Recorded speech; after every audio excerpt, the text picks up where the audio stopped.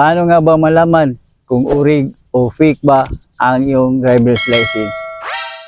Kung sa LTO naman kinuha ang iyong driver's license, huwag kang kabahan kaibigan kasi legit naman yan.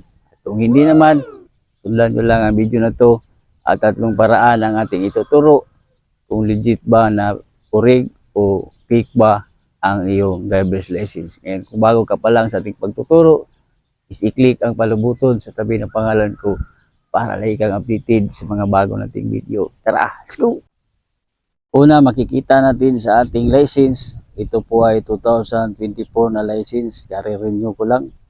Makikita natin na talagang durable ang ating license kaibigan. Ito, durable to. Yan. Makikita natin sa mga page ng license na talagang gawa talaga ng urig. Okay?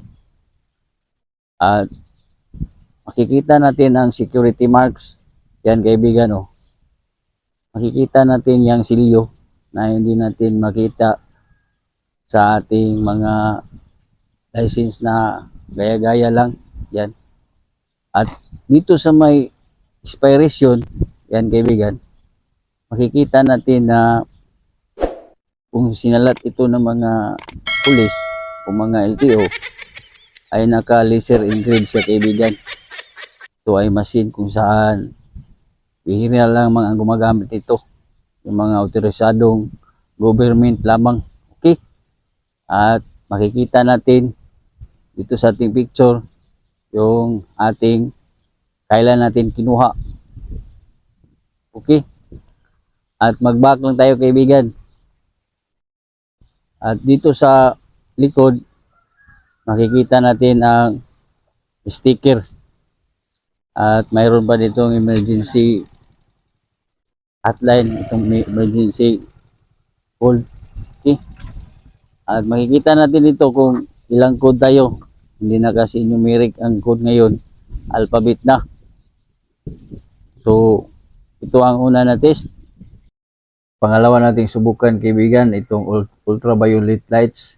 I-test natin ang ating driver's license kung urig ba o hindi. Yan.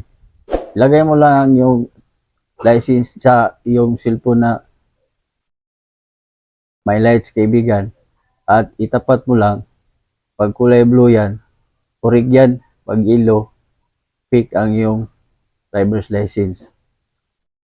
Pangatlong test na gagawin mo ay mag-login ka lang sa LTO portal at ilagay mo lang yung serial number ng iyong license at kung tinatanggap ka, ibig sabihin urig ang iyong license. Ganun lang kaibigan, huwag kalimutang i-share ang ating videos. Salamat!